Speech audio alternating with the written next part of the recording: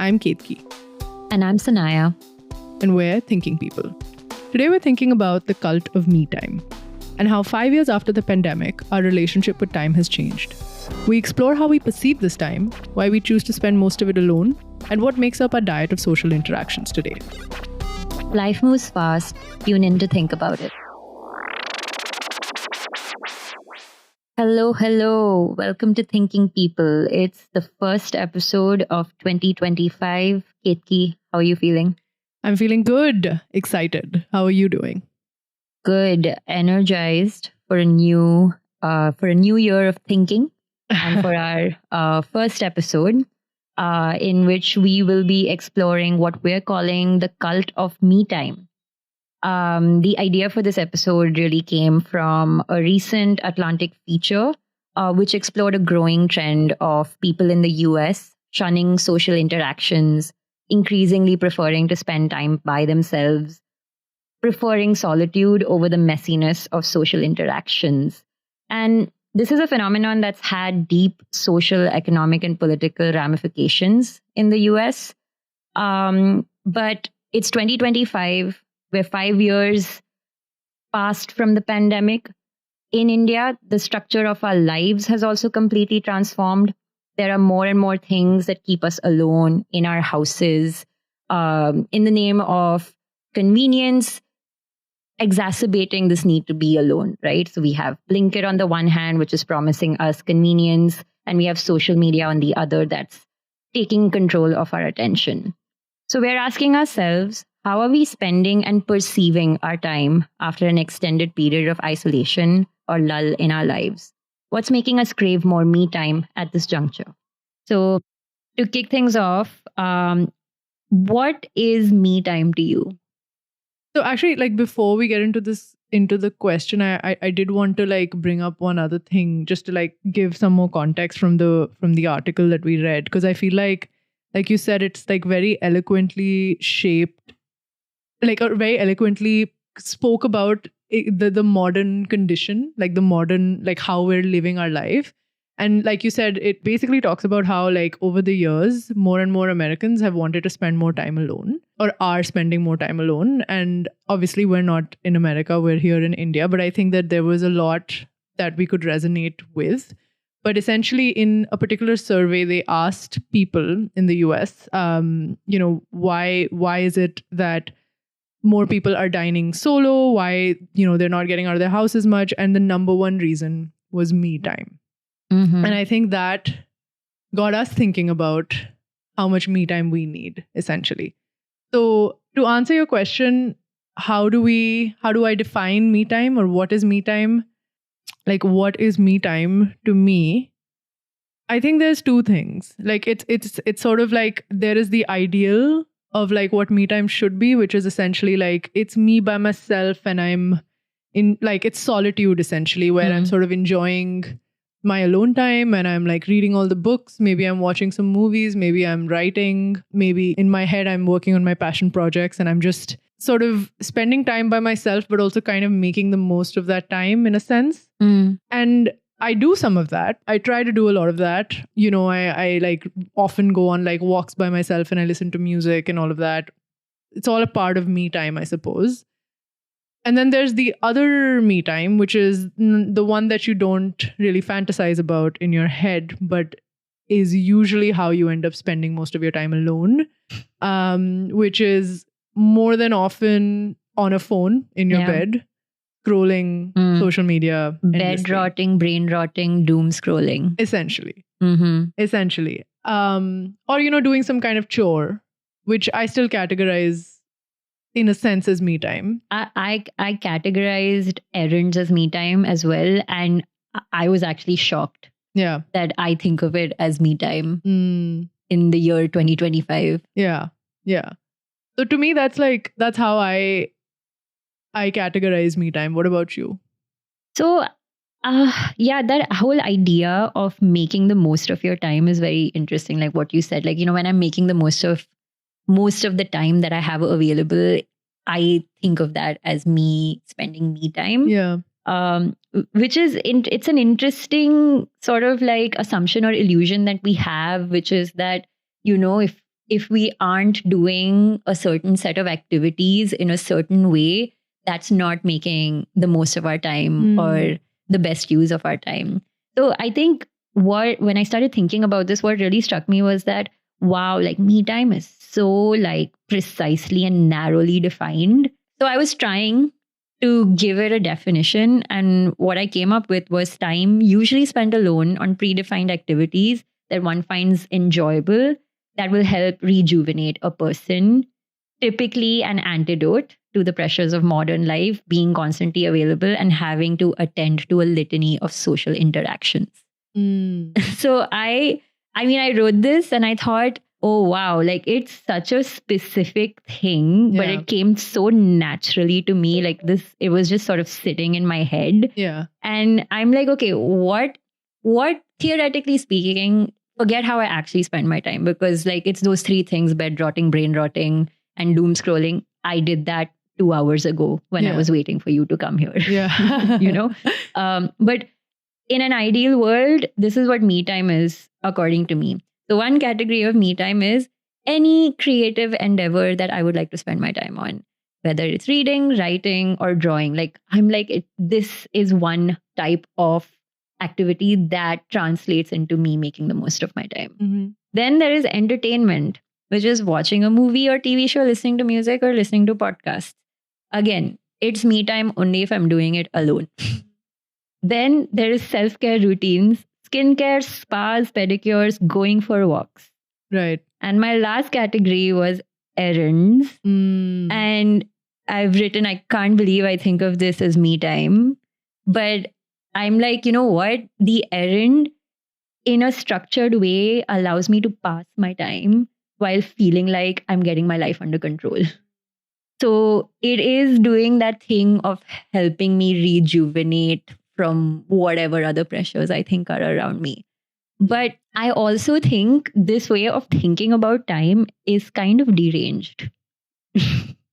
Okay, that's interesting. I want to hear why, and then maybe I'll offer my perspective. Yeah, I think it's deranged because you can't have that many conditions on things that are going to help you rejuvenate, right? I think that's the wisdom that you get, right, as you get older, which is that things don't happen sequentially. Everything's happening all at once, all the time. And it's not like you have a to-do list which you get done with and then you have your me time at the end of it, right? Or that, oh, this weekend I just had to do social events the entire time, and now it's Monday and I'm so exhausted. And I feel like that kind of thinking has not really been helpful, because I feel like that kind of narrow definition of me time, specifically because I think the other thing that I've noticed here is me time is alone time activities and mostly homebound activities, right? And if you're stepping out of the house, it's to either go for a walk or go to a spa. Yeah. Right. So I feel like that narrow definition like is so counterproductive, because it makes you feel like if I'm not getting to do this in exactly that way, then I'm not going to be relaxed. So, honestly, I was thinking about this, and I think that the word is maybe control. I think that like me time in the modern context, like I think people have always wanted me time in some sense, and I think people have always wanted solitude and like time to like recharge and reset, because life can be demanding, and you think people come with expectations, all of that. But I think that what's unique and interesting about like the form of me time that we possibly crave in modern life is that we almost want to reclaim a sense of control over our day, which I don't think we're able to do as we live it naturally. And I was thinking that yeah, I guess that was my thought. Why do you think we don't feel that sense of control? Like, what are the main reasons that we feel like that kind of control over our time is being taken away? Do you think it's just a condition of working, having a 9-to-5 job that literally means that a certain amount of hours of your day are not yours? Is it the pandemic and how it's warped our sense of time and the way in which we receive social interactions? Or is it, this changing relationship, right, with socializing? Yeah. I want to say, I think it's a little bit of all of that, but I think it kind of started before the pandemic and with the rise of the attention economy, essentially, which is that I think we don't feel like we have a sense of control over our time or our day, is because in a way we're kind of being robbed of it, with corporations trying to capitalize on our attention, essentially. And that is sort of happening so close to us, quite literally on our smartphone. And it's like, you're just not able to escape it. So to me, the answer is that, which is that it sort of starts with our interactions with technology. And I think that the pandemic has, I would say, accelerated a lot of things, but I think it was starting, or it was beginning to happen way, way, way before the pandemic. So in the article, Derek Thompson, he talks about something really interesting, which I think I had read something similar in another article about like socializing, right after the pandemic and things like that, where essentially he says that because more and more adults are now spending time alone, you would assume that like, maybe they don't have like as strong social relationships anymore and things like that. But on the contrary, their personal or intimate relationships are getting stronger. And, they also have access through the internet to people who have like similar interests. So, and this is who he calls the tribe. Yeah. So like, say you're on Reddit and you're really interested in like pop music. So you can then now access people from all over the world who are interested in the same things that you are. And you can talk to them about it.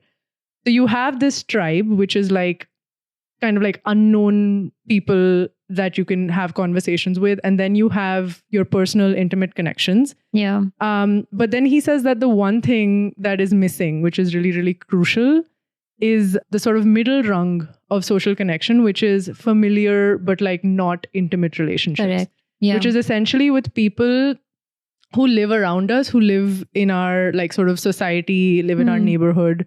We used to, like he says, we used to know them well, but now we don't. And I thought that this was really, really interesting because I think like for me, the post-pandemic like condition has actually been categorized more so by this phenomenon, which is the absence, the complete and utter absence of this middle rung of socialization, as opposed to anything else. And I think what has kind of replaced it is social media. So this middle rung, this like sort of familiar but not intimate relationships are your real friends or your real friendships, as I'd like to call them, which is like people you kind of know from school and stuff who you like send a reel to here now and then, or you maybe like respond to their story. And I feel like that form of interaction has completely gone online. And this online space is also the space where our attention is being robbed from us, in a sense, where like, corporations are working overtime to try and sell you things.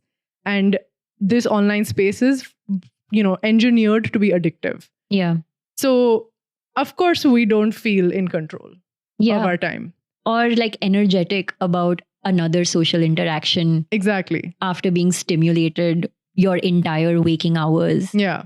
And, I think that's interesting because I feel like what he doesn't touch upon. So he does say that more Americans are spending time alone, which so far has the only way in which it has sort of been analyzed is through this lens of the loneliness epidemic, right? Yeah.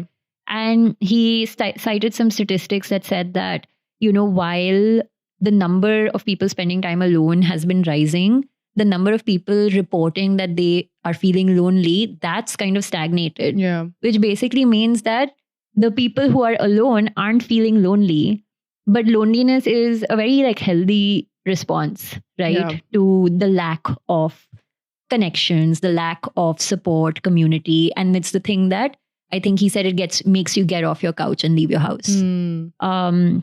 But this thing that you've described, which is the kinds of relationships you can keep going digitally over social media, whatever it may be like your boyfriend who you are texting all day, right? Yeah. Or it can be, your followers on Twitter or a Reddit forum or whatever.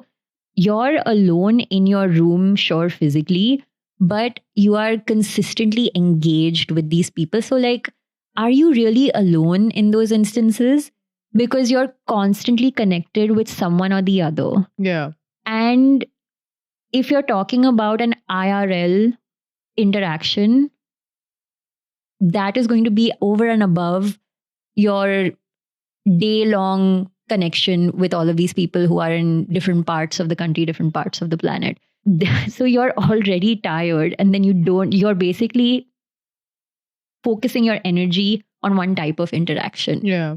But like, I don't know, it's for other people to sort of decide, like, okay, which is more substantial. Like, of course, like for certain people, like I will say that, yeah, you know what, it's more refreshing or rejuvenating for me to have an actual conversation with somebody. And I would actually find like a WhatsApp texting conversation with a friend, like let's say I just sat on my bed and texted for an hour. I find that incredibly draining. Yeah. But I know that that's not the case for a lot of people. Like they prefer digital interactions over even speaking on the phone, for example. So I don't know. But I guess what you're trying to say is that like when we do have me time, it is not me time. Yeah, I think that's also what I'm trying to say. Thank you. Yeah. Because I feel like what we categorize as time spent alone is not actually being spent alone. And the reason why we're turning down interactions with other people might be because we're so tired in the way that we actually haven't rejuvenated at all. Yeah. So it doesn't really fit that description of me time per se, because you're not being rejuvenated. You're not being refreshed enough to like wake up another day. Yeah. So yeah. And in a sense, like, you know, the socializing or like the time with other people that we are turning down are people in our own lives, right? Like if I have had a really long week and I've spent most of my alone time, which is a lot. Like the interesting thing is, if I look at any given week, I spend a lot of time alone. Like I work basically a remote job. So that means that like going into the office depends on whether or not I want to do it. And there's no manager, no boss asking me to come into the office every single day. So I can really determine when it is that I want to go. But for the most part, I can spend time alone. And I also feel like office spaces or even co-working spaces are like kind of like these lonely experiences. Yeah. Not office spaces as much because you know your colleagues, but like co-working spaces because I also have like access to WeWork and things like that. It's kind of this, you know, you're alone together. So you go into WeWork, but you really don't interact with anyone at all, right? So you spend a lot of time just by yourself and with your thoughts. And then you come back and to decompress, you know, you're sort of like catching up with people through your on your phone, or you're like on social media. So you don't really get a lot of this me time. And then, you know, on weekends or whatever, like you're like, shit, I haven't really had the time to do the thing that I want to do. And now my friend wants to hang out. Yeah. And now I'm feeling conflicted about this because I feel like I should meet my friend, but I also want to have this time. So essentially it's like, you know, you're constantly negotiating like how much time you want to yourself versus like time with other people. Yeah. But the thing is that even now, because we continue and we have this like string of like, you know, interactions with people online on social media, which is now our new sort of middle rung space of socialization, we've sort of created a comfort zone in our solitude. And that is the thing that is the most concerning. And like you said, right, like loneliness is a healthy emotional response. And when people feel lonely, they push themselves to go out and socialize. But in what we've sort of reached this place wherein like we're very, very okay with being by ourselves and prefer it. Yeah. So I guess my question is, why? So, you know, this thing that you were talking about, like, you know, our phones and being online all the time. Like I was thinking about this because, you know, this was an earlier episode of ours when we were talking about reading with Chirag, late 2023. We were talking about the attention economy over there as well. And I remember you had said that, you know, I feel like I have ADHD. And I had said, no, you don't. You don't have ADHD.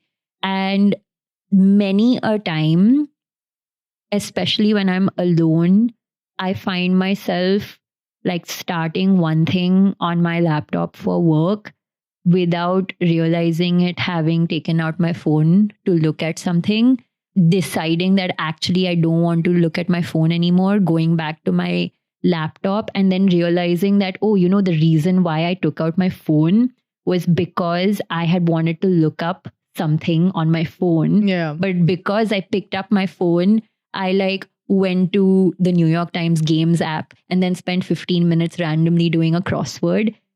And I forgot that actually I wanted to look something up. Yeah. Yeah. So my phone is like this rabbit hole, house of mirrors type of situation with so many things distracting me, where I started to think, do I also have ADHD? Is this something that's just happening en masse to so many people? But then I realized, how else is a brain supposed to respond to that level of stimulation? Right? Because this is not how any of us have grown up, right? Like being this stimulated constantly and having like a stimulation device that we carry in our hands, right? And that's got all these colors, got all these videos which have only increased in production quality, multiple apps that do different things and serve different purposes, multiple reasons to stay on your phone, right? So the appropriate response to this is, sure, your attention is divided, you're not able to concentrate on something. You're reacting to your external environment over here, right? It's not something that's inherent to you or the way in which your thoughts have sort of been molded or shaped. But the other reaction to this is to get really tired, right? That exhaustion is coming from just near constant overstimulation. So in that scenario, I think we start to misattribute what the problem is because we're so tired. I mean, the phone is one example. I also think that because of the phone, your work life is a little different, right? Like you're constantly available. One of the apps I open compulsively is my Outlook. I don't even want to look at it. Yeah. Or Slack. Yeah. Slack, Outlook, and LinkedIn. I don't want to look at any of these things. I'm just doing it compulsively at this point. Yeah. So this being constantly available at work, being online all the time, you can't log off on your phone. Your phone has that data connection or it's connected to Wi-Fi. You're connected at all times. So you're just tired and you think that tiredness is inside you, and maybe it's coming from you needing to like fulfill your family's expectations or your friends' expectations.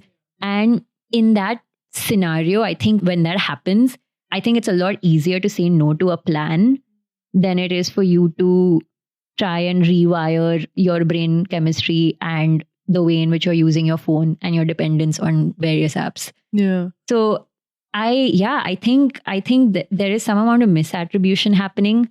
I also feel like this was an interesting thing in the article as well, where he said that a lot of people like underestimate the positive effects of having a conversation with somebody. Yeah.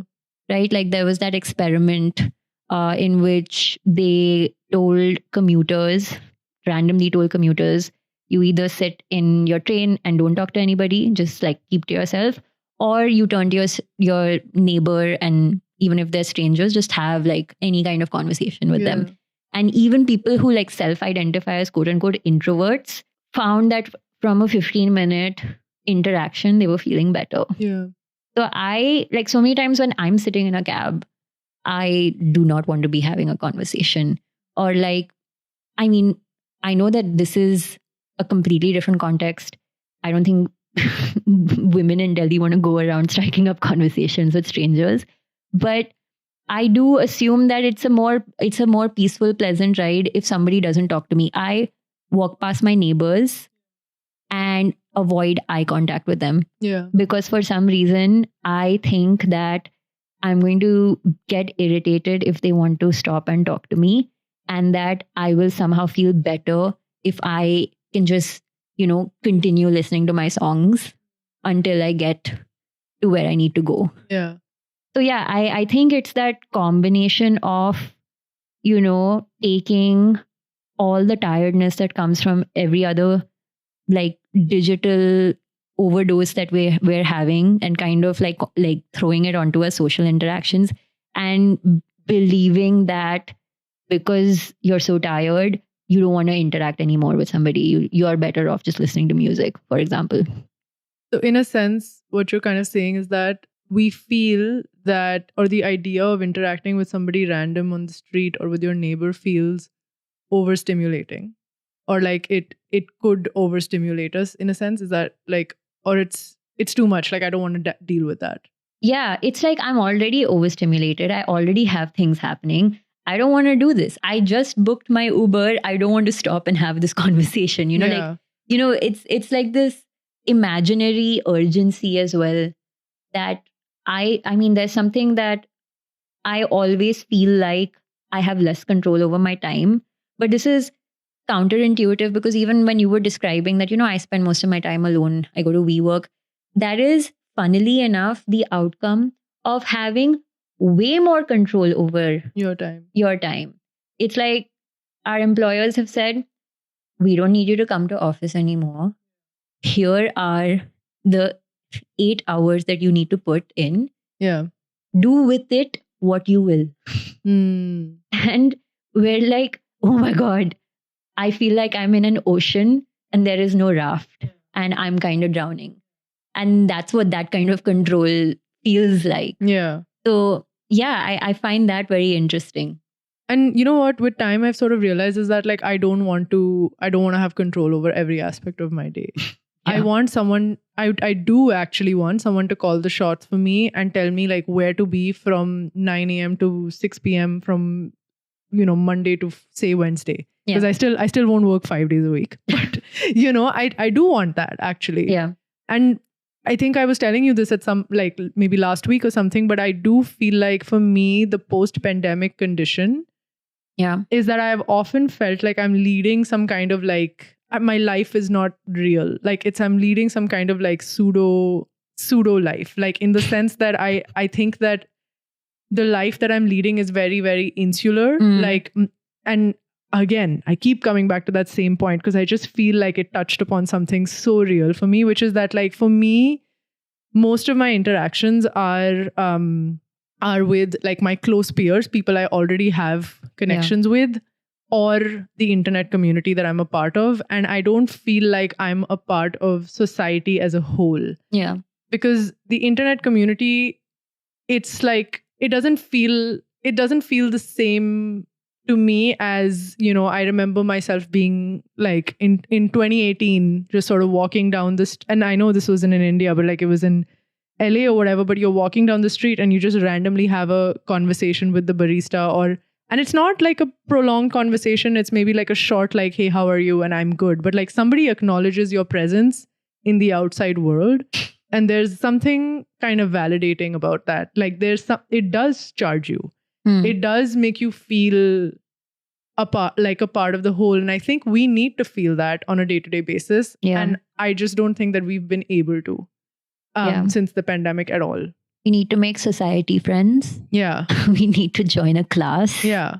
And just meet people that have nothing to do with our jobs. Yeah. And don't have anything to do with our pre-existing like friend groups and social circles. Like, I think that was something that, I mean, like, I feel like the undercurrent to this entire conversation, and I mean, it was a part of the setup, but I feel like this is us really reckoning with the pandemic and the things that it has changed and the way in which it has changed the shape of life in many ways. And like you said, I feel like you feel like you're not as connected to the outside world. Work has become remote. Yeah. And we have so many more interactions that are happening virtually now. Yeah. All of a sudden, and that's its own class. And you have more control over your time. I also feel like because of the pandemic, there is at least for me, I'm defaulting to staying at home when I want to relax or do something relaxing. I think the home, I was always a homebody. I think growing up, I was a homebody, but like you're talking about like pre-pandemic, like, 2016, 17, 18, like the late teens. Yeah. I was outside the house pretty much all the time, Yeah. right? It was, I mean, granted that I was a student, had just started work. The homes I was staying in weren't the kinds of homes that you'd want to spend time in. Yeah. But I was not exhausted at the end of it, right? And I don't think we're that old to be that kind of exhausted from stepping out. But I do feel like, okay, if I must relax today, if relaxation is what I desire, then it has to happen in and around my house, like maximum 2 kilometer radius, 3 kilometer radius. If it's a walk, it has to be close to the house. Yeah. You know? We are creatures of inertia. Like, I feel like for me, I've always been someone who's needed to get out of the house. And even now, like, if I'm at home all day, I will step out of the house once a day because otherwise I go crazy. But Yeah. I think what's happened to me is that I take so much longer to get out of the house. There was a time, like before the pandemic, where I would get ready like within, Mm. if I had to be at like in my college class at like 9:30, I would be up at 8 a.m. and I would have like traveled, gotten ready, washed my hair, done everything and been there. Yeah. Now it feels really hard to leave my house. Mhm. It feel like I have to push myself to do it almost. So I do think that there's this level of like inertia that's set in. Yeah. And going back to the whole idea of me time. So, me time, if you are defaulting to staying at home and you don't want to move out of your house, then if you want to hang out with people, and especially the kinds of people that you're describing, right? Like maybe not your close Yeah. friends, you have to be stepping out for that, Yeah. right? And, I haven't, just speaking of a class, I've been inquiring about classes, and just the action of finding out, going to a place and saying, hey, I'd like to sign up, and like, seeing other people who have been going regularly to the class. I think the thing I was most struck by was, oh, I could have done this a long time ago. Yeah.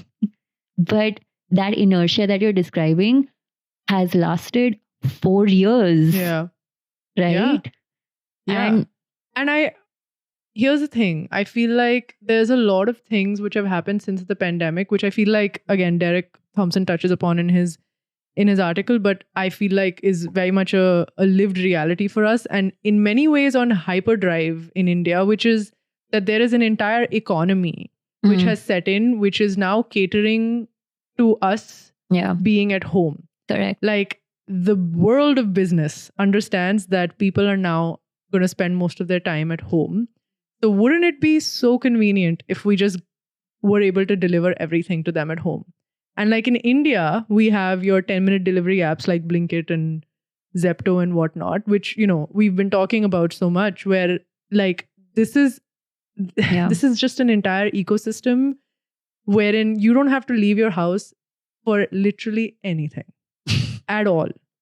The thing is, you don't even have to leave your house Yeah. to do any kind of real errand. Earlier, you needed to like, okay, Blinkit and Zepto are now getting groceries to our door in 10 minutes, sure. But maybe I still needed to get a printout of something and I don't have a printer at home. So I Yeah. would still step out and go find my like, Yeah. Internet nearest cafe. shop where I can do that. Yeah. Exactly. Like a cyber cafe where I could do that. I don't even need to do that now because Yeah. I can get a printout on Blinkit or Zepto. Yeah. So there's no real reason to leave the house. and they also arrive in 10 minutes. Exactly. Yeah. Which is insane, And like, so essentially what he says is that it's not remote work. It's a remote life.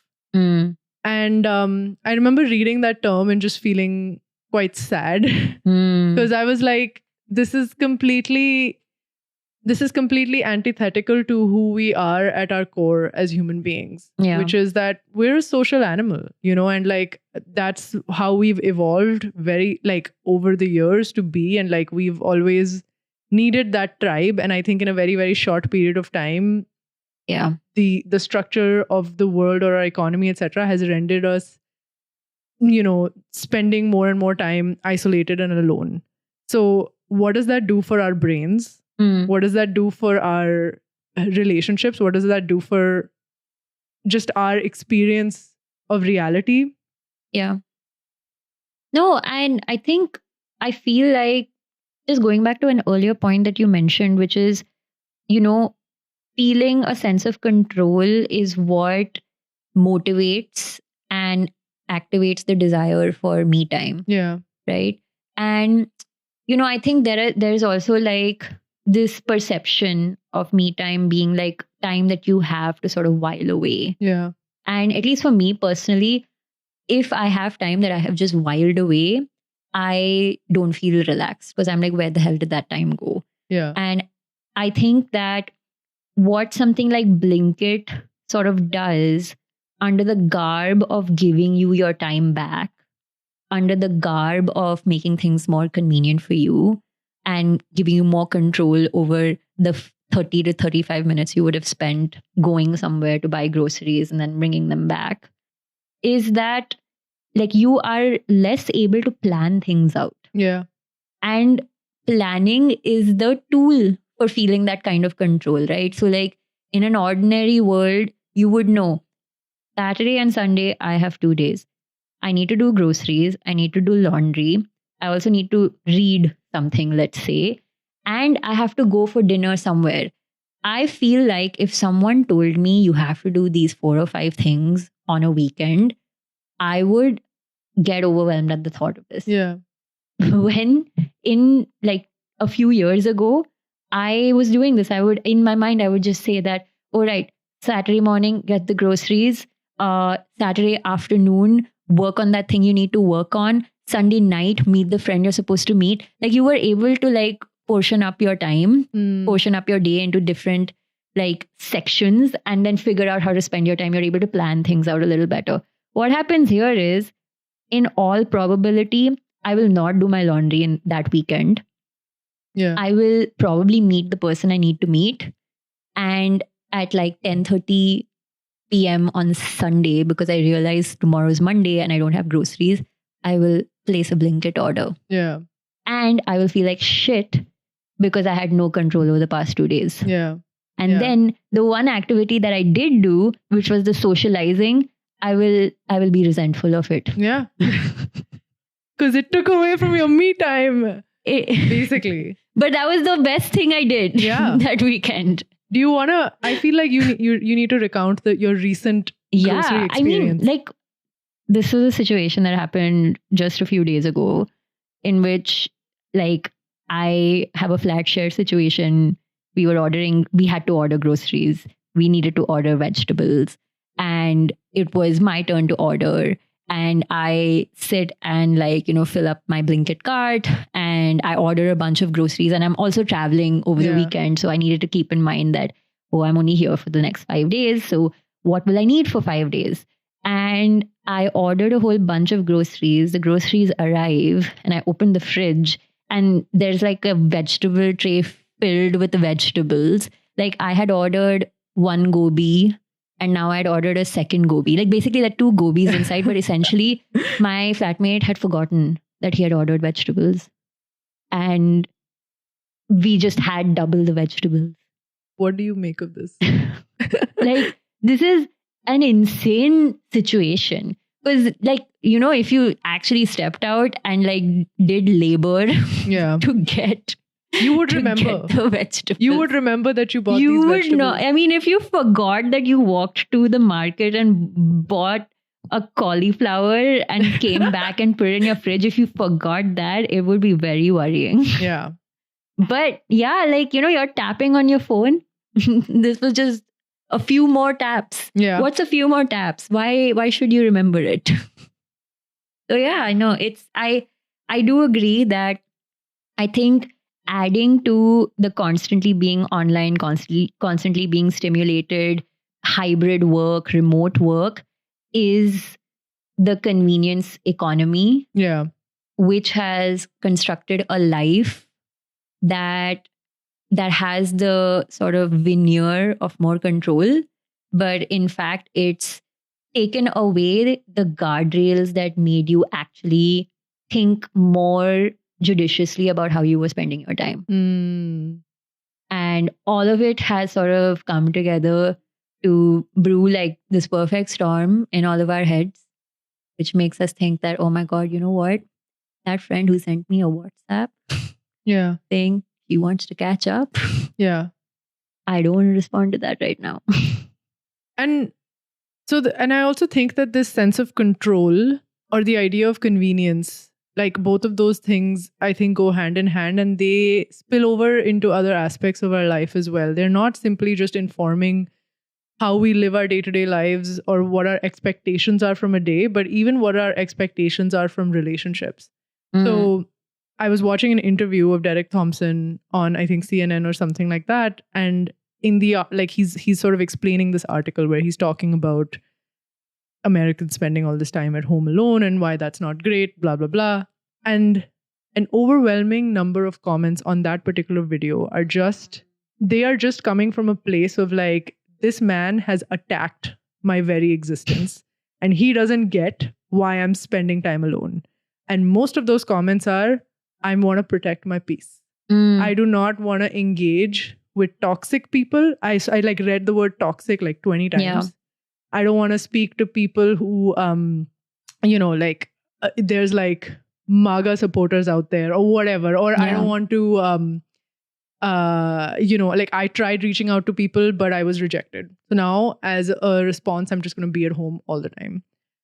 So these were some of the themes in these comments that I read. And I feel like over the years, this sentiment, I feel like, has been reflected in a lot of like op-eds or like, online reels, content that I see online, which is this idea of protecting your peace. Yeah.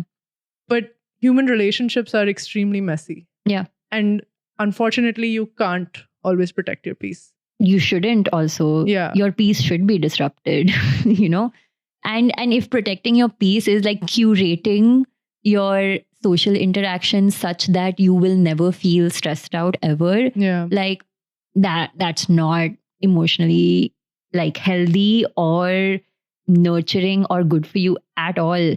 And in fact, like there's a Vox piece which is titled that protecting your peace can kill your friendships, right? Because if your response to friction in a social interaction or friction in a friendship is to say that I don't want to deal with this, I'm going to stop saying yes to meetings, or like, or in increasingly common scenarios being like, okay, I want to cut this person off, right? Yeah. Like that is, a lot of people are definitely more trigger happy to do that now than even a few years ago. Your so-called peace is leaving you alone and it makes, obviously in these situations, people's response will be that, I've chosen this situation because I've wanted to protect my peace. But at the same time, I do think that the outside world, because of the way in which it's structured, it's very confusing, because I read this article and the same day I read another article which was talking about what's the easiest way to keep your friends. And that article was talking about how we should all use our calendars to have like a meeting with our friends. And I'm like, oh my God. I'm like, how, like, I'm sure there is like a massive middle in between, cutting off friends because you want to protect your peace and needing to schedule like calendar events to hang out with your friends. Like, I'm sure there's this entire space in the middle where, you're able to call someone, make a plan, kind of stick to it without needing to like add it on your calendar next to, that one-on-one with your supervisor or whatever. Yeah. So I'm like, the approach to social interactions has become so loaded. Yeah. Right? Either it's taking away your time or it's disrupting your peace. Yeah. You need a technological solution to hang out, like a calendar, or you're cutting people off. Yeah.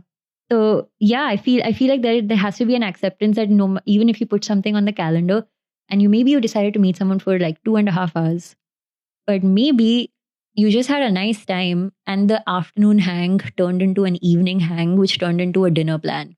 Yeah. Like the spontaneity and just being present in the moment.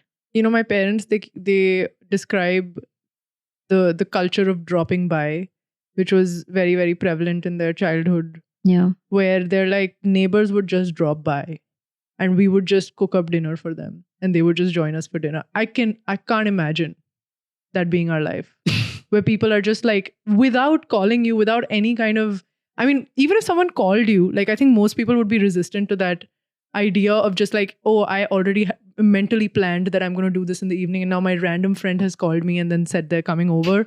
I think a lot of people would not be comfortable with that. But then there's this whole culture of like dropping by where there was no phone. So people would just turn up Yeah.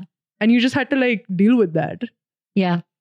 Or even like phones before there were caller IDs and you didn't know who was Yeah. calling. And it was a surprise every time. It might just be a friend of mine. Who knows? You know, you'd be excited and happy as opposed to right now, like, why can't you text? Why are you calling me? It's Yeah. so in a way we are doing a lot less now because we don't actually have to step outside of our house as much. Yeah. But we have less time somehow. Yeah. So We're spending more time alone, but our social interactions are cumbersome. what the hell is modern life? I don't get it. No, I do think this is the lasting impact of those 3 years of the pandemic. Because, you know, I remember like when it was happening, there was this sense that we are living through something absolutely, you know, unprecedented, was completely worn out as a descriptor for what was happening, but it was something that no one had ever experienced. And it was like a disaster that felt so mundane. Yeah.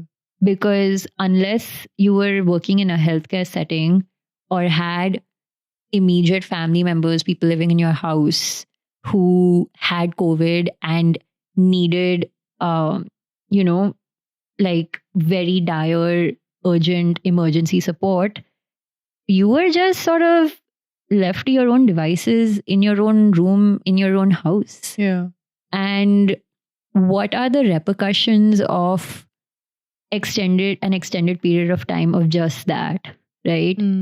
So yeah, I think the way in which the world has evolved, the way in which social media has sort of mutated into its form right now, the way the quick commerce economy has ballooned, like rest in peace Dunzo, but they pioneered this whole thing and, you know, created this mini monster of 10-minute delivery. And after social isolation, social interaction is going to be difficult. So I don't know where that leaves us, but this is where we are right now, 5 years later. And it feels hard, like being here, it feels difficult to even try and imagine a life where community is at the center of it. I don't know how to go about that process. Like all I can really do, and the one thing that like I feel like all of the things that we've spoken about are things that I've sort of thought about in bits and pieces over the past like 2 or 3 years and have felt them very viscerally, but I don't really know how to get life back. Because I don't think I'm living life in the same way. But I do want it back. I know that. So one thing that I kept thinking is that, you know, like the way in which we have sort of labeled it, right? Like me time. Yeah. This whole idea that this time is for me, right? Maybe it's not entirely correct for us to sort of assume that me time necessarily needs to be you being alone. Yeah. Right? Because if the whole idea is to be rejuvenated or to decompress or to regain energy that you've expended elsewhere, does it need to happen just when you're by yourself, only when you're doing those kinds of activities? In fact, you know, it's interesting that you and I both said that an errand is me time. Yeah.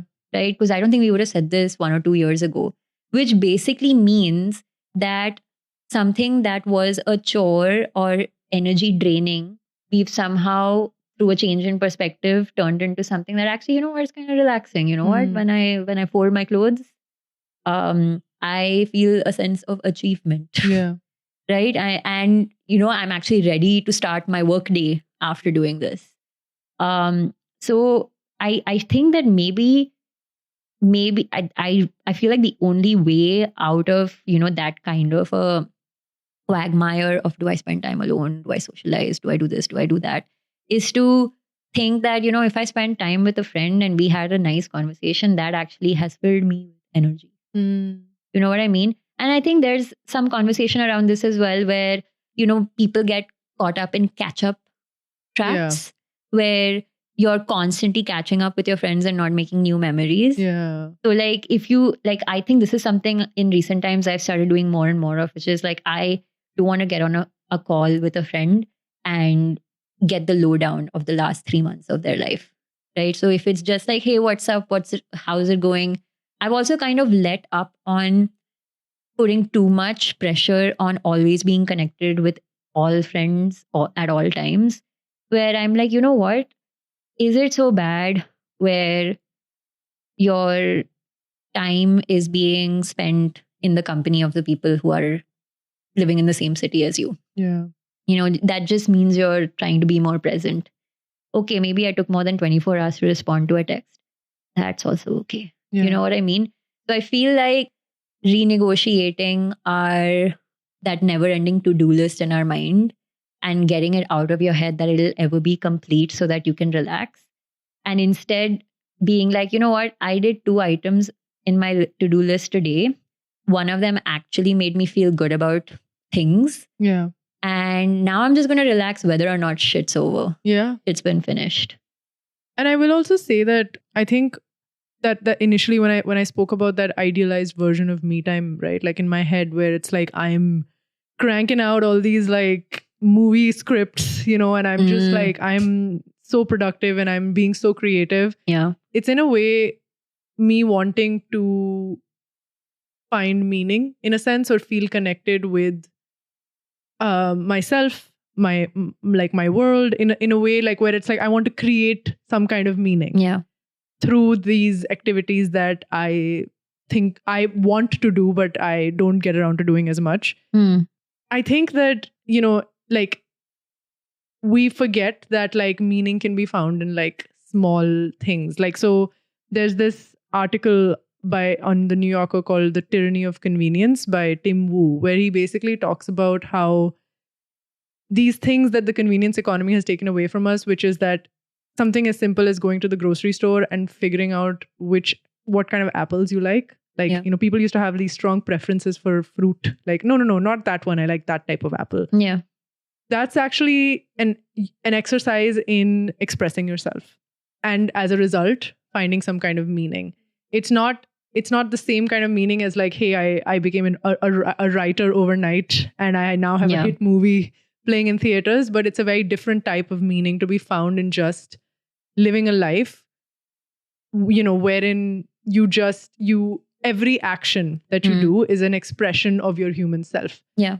From the things you buy to the way that you sort of interact with people on the street, to the things that you're dressing, like the clothes that you're wearing. Because all of those things sort of like, these are small sort of things that add up, and like they are the things that also like contribute to meaning in your life. And I feel like we often forget that, but secretly we desire it. Yeah.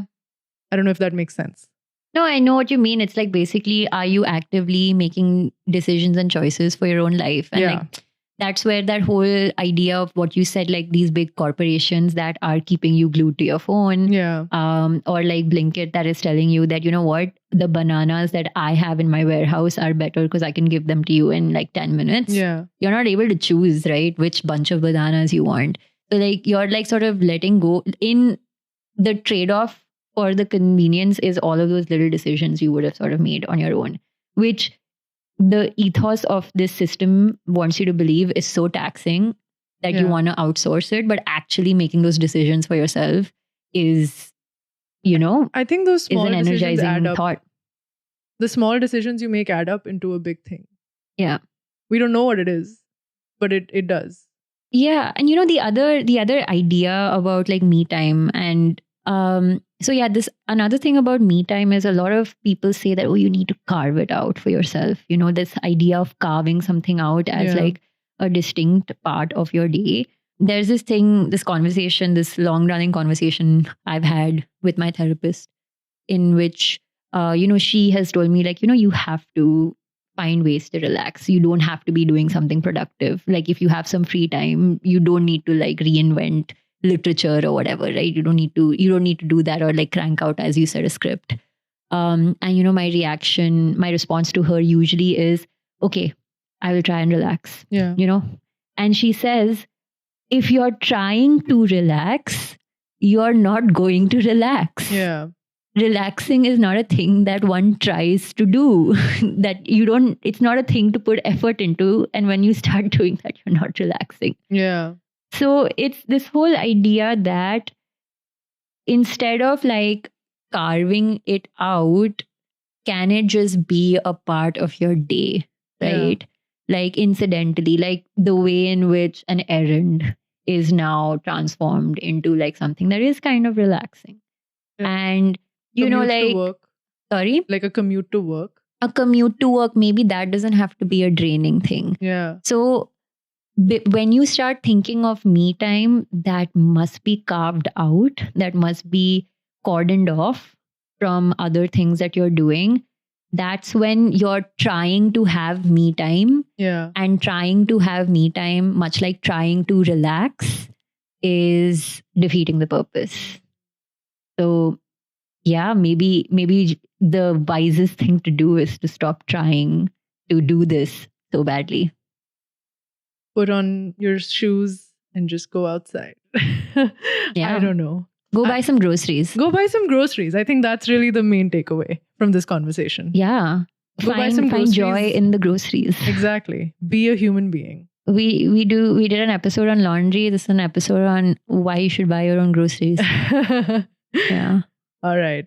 No, this was super great. I can talk about this endlessly, but I think it was buying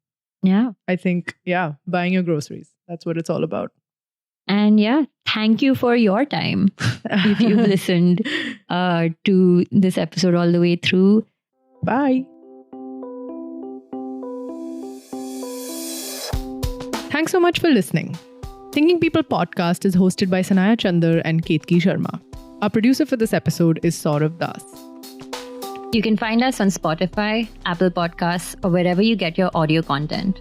Be sure to follow us at Thinking People Pod on Twitter or X, and at Thinking People Pod on Instagram.